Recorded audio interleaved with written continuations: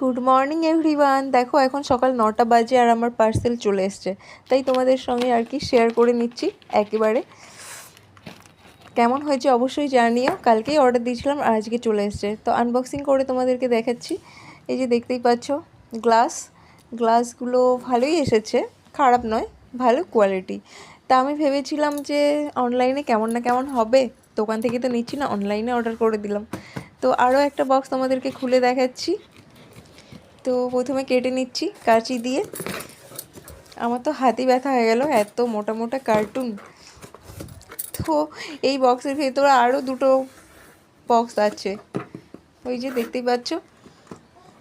তো ওরা মানে খুব ভালো করে আর কি বাইন্ড করে দিয়েছে যাতে জিনিসগুলো নষ্ট না হয়ে যায়, পড়ে না গিয়ে ভেঙে না যায়।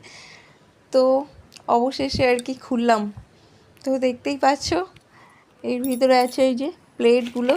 এর মধ্যে 6টা প্লেট আছে, এগুলো ছোট প্লেট, মানে এগুলো হচ্ছে চায়ের সঙ্গে আর কি যাবে।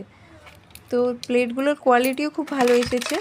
আমি তো ভেবেছিলাম কেমন না কেমন হবে, দোকানে তো যাচ্ছি না, কারণ আমার মিষ্টিকে নিয়ে দোকানে গিয়ে এইগুলো জিনিস কেনা মানে আমার পক্ষে এখন সম্ভব হয় না, যার জন্য আমি অনলাইনেই অর্ডার দিয়েছিলাম।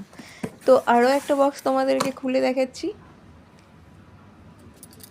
এই যে দেখতেই পাচ্ছ এর ভেতরেও প্লেট, এগুলো হচ্ছে বড় প্লেট, এগুলোর মধ্যে আর কি ভাত খাওয়া যাবে। আর দেখতেই পাচ্ছ প্লেটটা দেখতে কতটা সুন্দর আর খুবই ভালো কোয়ালিটি এসছে। যাক, আমার তো খুবই ভালোই লেগেছে।